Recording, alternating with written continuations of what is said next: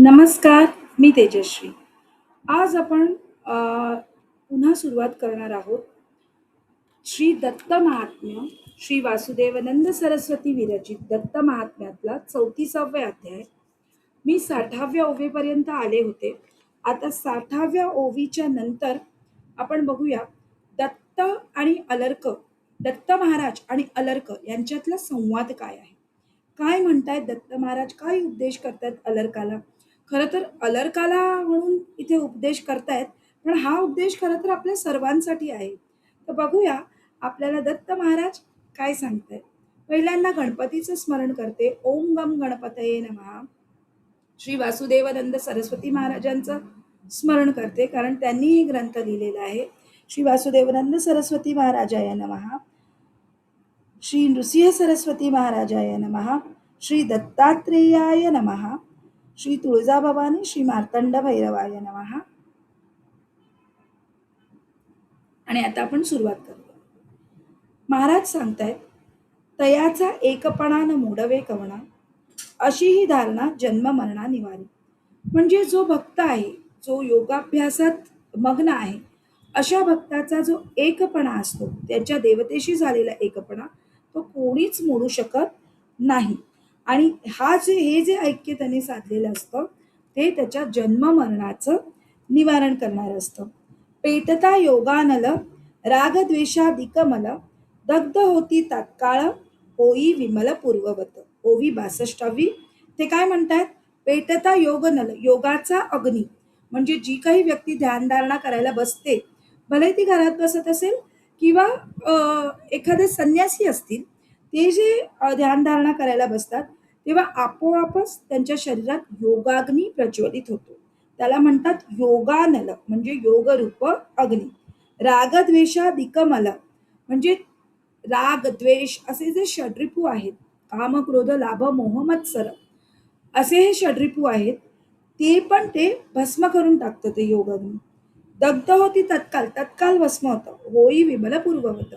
म्हणजे जी पण कोणी व्यक्ती असेल, दत्त महाराजांच्या सानिध्यातली व्यक्ती, भले मग ती संसारी आहे किंवा ती योग मार्गातली आहे किंवा संन्यासी व्यक्ती आहे, ती व्यक्ती ज्या वेळेला ध्यानाला बसते महाराजांचा, त्यावेळेला त्याचा योगाग्नी प्रकट होतो आणि राग द्वेष हे जे काही मळ असतात त्याच्या शरीरात साठलेले, ते तत्काल दग्ध होऊन ती व्यक्ती पुन्हा विमल होते. विमल होते म्हणजे पुन्हा निर्मळ होते. ओवी 63वी सुरू करते. जे मळ जळती ते पुन्हा न मिळती, सर्वे कर्म टळती, दूर पळती शोकमोह. म्हणजे जे मळ त्यावेळेला जळलेले आहेत ते परत येत नाही आणि सर्व कर्म जी आहेत ती त्या योगाच्या अगदीत भस्म होतात आणि शोक आणि मोहही दूर पळून जातात. 63वी ओवी संपलेली आहे. 64वी ओवी मी सुरू करते. ब्रह्मस्वरूपी मिळे तो न पुन्हा ढळे, ऐक्य पावे निश्चये 42 उद्धरुनी. असा जो योगी आहे, जो ब्रह्मस्वरूपाला मिळालेला आहे. ब्रह्मस्वरूपाला मिळणं म्हणजे एकत्व भाव साधणे. दत्त महाराजांशी किंवा ज्या देवतेशी आपण एकत्व भाव साधतो, तो व्यक्ती ब्रह्मस्वरूपी लीन झालेला असतो. अशा व्यक्तीचं कसं होतं पुढे, तो काय काय करू शकतो. ब्रह्मस्वरूपी मिळे तो न पुन्हा ढळे, ऐक्य पावे निश्चये 42 उद्धरून. म्हणजे काय, की तो पुन्हा ब्रह्मस्वरूपात एकदा विलीन झालेला योगी आहे, तो पुन्हा परत येत नाही, त्याला पुनर्जनन नाही. आणि तो इतका देवतेशी ऐक्य पावतो आणि त्या एका योगामुळे पूर्ण 42 कुळं यांचा उद्धार करून जातो. म्हणजे योग मार्ग किती श्रेष्ठ आहे बघा. आता ओवी 65वी. नदी जळ समुद्री मिळे, की घटाकाश आकाशी मिळे, तैसा ऐक्य ब्रह्मी मिळे, तयाचा वेगळेपण न होई. नदी जळ समुद्री मिळे, जसं नदीला समुद्र आणि नदी एकत्र होतात. घट आणि आकाश, घटाकाश याचा अर्थ इथे असा आहे, की घट म्हणजे ऍक्च्युली आपल्या शरीराला म्हटलेलं आहे घट. जेव्हा एखाद्या व्यक्तीचा मृत्यू होतो किंवा एखादी व्यक्ती समाधी घेते किंवा म्हणा मृत्यू होतो, त्यावेळेला शरीर रूप तर उरतं फक्त, आणि आकाश जे आहे त्यात तुमच्या शरीरातली पंचतत्व विलीन होऊन जातात. असं ते जेव्हा एकत्रीकरण होतं त्याच्यातून तुम्ही काहीच वेगळं करू शकत नाही. जसं समुद्रातून नदीचं पाणी वेगळं करू शकत नाही, तसंच अवकाशातून घटा वेगळा होत नाही. ऐसा तसा ऐक्य ब्रह्मी मिळे तयाचा वेगळेपण न होई. तसंच ऐक्य हा योगी साधत असतो. कोणाबरोबर साधत असतो? तर त्या देवतेशी साधत असतो. त्या ब्रह्मस्वरूपातच तो लीन होत असतो. ज्ञानी तपस्वी याहुनी योगी हा श्रेष्ठ जाण तो केवळ ब्रह्मपूर्ण तत्समान पूर्ण असे.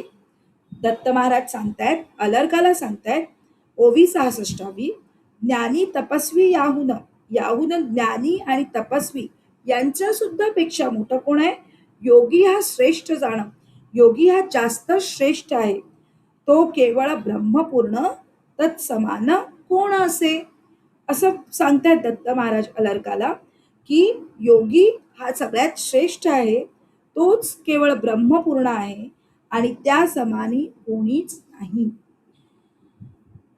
ओवी 67वी, संसारारण्य दाव असे योग प्रभाव करी द्वैताचा अभाव म्हणून भाव ठेवी तू.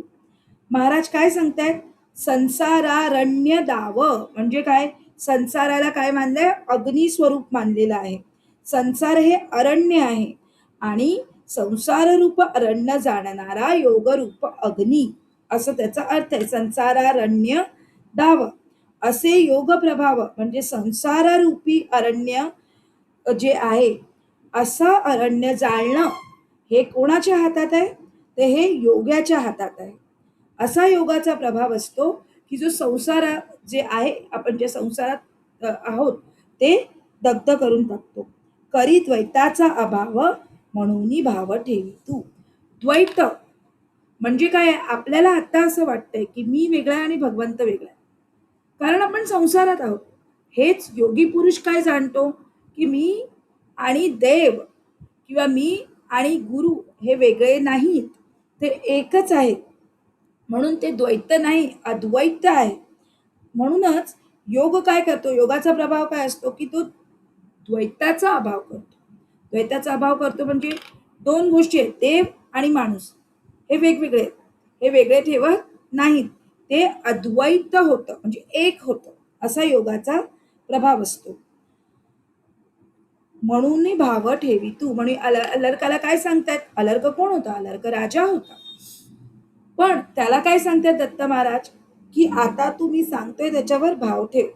आता महाराज अजून ज्ञान द्यायला सुरुवात करतात अलर्काला. ओवी नंबर 68. आता तू भूपवर्या सोडोनी इतर कार्या जाणोनी योगचर्या योगाभ्यास करी तू. ते काय म्हणतायत की आता भूपवर्या, ते अपमान करतायत का त्याचा? नाही. लीन झालेला भक्त आहे. महाराज कधीच कुठल्याही भक्ताचा अपमान करत नाहीत, कारण ते तत्स्वरूप आहेत. म्हणजे काय आहेत? भक्ताचंच स्वरूप आहेत. दत्त हे भक्तातच विलीन आहेत आणि दत्त महाराजांमध्ये भक्त विलीन आहे. असं हे अद्वैत आहे. आणि म्हणूनच महाराज त्याचा मान ठेवून त्याला काय म्हणतायत? भूपवर्या, अरे राजा, सोडोनी इतर कार्या, सगळं कार्य बाकीचं सोडून दे तू. जाणोनी योगचर्या, योगाचा आचरण जो अष्टांग योग मार्ग आहे, या आचरण तू जाण. योगाचं आचरण काय ते जाण आणि योगाभ्यास करी तू. त्याला सांगतात तू योगाचा अभ्यास कर. आता काय आहे? आताचा योग म्हणजे काय आहे? जायचं आणि आसनं करायची. But that is one part of a yoga, that is called हठ योगा. योगाचे पण विविध प्रकार आहेत. योगाचे पण विविध प्रकार आहेत. तर त्यामुळे अलर्काला सांगतात आधी तू योग मार्गाचा स्वीकार कर आणि त्याचा तू अभ्यास कर, सगळं सोडून दे. तर तसं ते फक्त अलर्काला सांगतात काय? नाही, ते आपल्याला सुद्धा सांगतात. अलर्क म्हणे गुरुवर्या योगवित्तमाचार्या मला सांगे योगचर्या जी आर्या मानिली. म्हणजे काय? अलर्क आता विनंती करतोय प्रत्येक भक्त महाराजांचा. बघा, तो दत्त महाराजांसोबत लीन होतो आणि काही ना काहीतरी त्याला, म्हणजे संसारात ऑफकोर्स आता जो संसारी भक्त आहे तो संसारातल्याच गोष्टी मागणार आणि ते योग्य आहे. संसार करण्यासाठी काय लागतो? पैसा लागतो, पैसा पाणी लागतं, काही ना काहीतरी लागतं. पण शेवटी तो दत्त महाराजांनाच लीन आहे, त्यामुळे दत्त महाराज त्याला मुक्तीला पोहोचवणार. पण काय म्हणतोय अलर्क?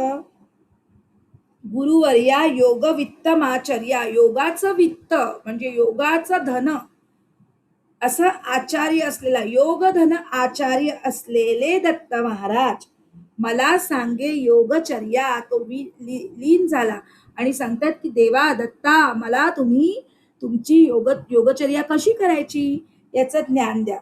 जी आर्या मानली, सगळ्या आर्यांनी जी योगचर्या मानली आहे त्याचं ज्ञान हे गुरुराया तुम्ही मला द्या. ऐकोनी आता 69वी ओवी आपली दत्त महात्म्यामधली पूर्ण झाली आहे. आता आपण 70व्या ओवीकडे येऊया. ऐकोनी अलर्काचे वचन म्हणे अत्रिनंदन लावोनिया मन योगचर्या लक्षण ऐकतू. काय म्हणतायत महाराज की इथे काय म्हणतायत? ऐकोनी अलर्काचे वचन. अलर्काने त्यांना विनंती केली. दत्त महाराज खूप दयाळू आहेत आणि स्मृतिगामी आहेत. स्मृतिगामी दत्त आहे म्हणजे तुम्ही आठवण काढली की इथे आज मी तुमच्याशी बोलते दत्त महाराज आहेत, पण ते आपल्या सूक्ष्म दृष्टीला दिसणार नाहीत. इतकं सूक्ष्म तत्व दत्त महाराजांचं आहे. ऐकोनी वचन म्हणे अत्रिनंदन. अत्रिनंदन म्हणजे कोण? अत्री महाराजांचा पुत्र म्हणजेच दत्त. लावोनिया मन, मन लावता, मी काय सांगते ते मन लावून ऐक. लावोनिया मन योगचर्या लक्षण ऐकतू. योगाचा विधी काय आहे ते आता तू मन लावून ऐक. दत्त महाराज आता ज्ञान द्यायला उभे राहिलेत, पण ते फक्त अलर्कालाच दिलंय का? नाही, हे ज्ञान दत्त महाराजांनी आपल्या सगळ्यांसाठी दिलंय आणि श्री वासुदेवनंद सरस्वती महाराजांनी ते संस्कृत भाषेतलं ज्ञान आपल्या सगळ्यांसाठी प्राकृतमध्ये अक्षरशः ते म्हणतात ना, हे धन ठेवले लुटा असं म्हणून दत्त महाराज आणि वासुदेवानंद सरस्वती महाराजांनी ही ग्रंथरूप संपदा आहे, हे सगळं धन आहे, ते निर्माण कोणासाठी केलंय? आपल्यासाठी केलंय. योगचर्या जाणता चित्ता नये खिन्नता येऊनी स्वस्थता सिद्धी मिळे अनासाये. जो योगचर्या जाणतो त्याचं मन कधीही खिन्न होत नाही, त्याच्या मनाला स्वस्थता येते आणि जी सिद्धी आहे त्या अनासायास मिळतात. कारण योगाचं आचरण किंवा योगाचं हे करणं हा पूर्ण संयम आहे, हा मनावरचा संयम आहे. ज्याच्या मनावर संयम आला त्याला सिद्धी ही सहज प्राप्त आहे, त्याला कुठेही जायची गरज पडत नाही. ज्याने मनाला साधलं त्याने सगळं साधलं. ज्याने मनाला काबूमध्ये ठेवलं त्याने सगळं काबूमध्ये केलं. त्यामुळे पुढे म्हणतात ओवी 71वी संपली आहे. ओवी 72वी. प्रीती वाढवी मान उद्वेग करी अपमान असे मूर्ख जन पाहती अज्ञान वेष्टित.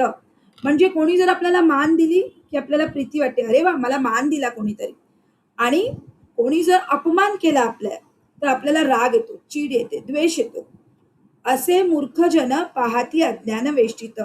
असं आपल्याला का वाटतं की आपल्याला मान दिला त्यामुळे आपल्याला कोणीतरी प्रेम केलं, मान दिला तर आपल्याला प्रीती वाटते, अरे वा वा वा बरं झालं, छान झालं, आपल्याला मान मिळतोय. आणि आपला अपमान केला तर आपल्याला चिडचिड होते. हे काय आहे? हे खरं तर अज्ञानाचं लक्षण आहे असं दत्त महाराज सांगतात.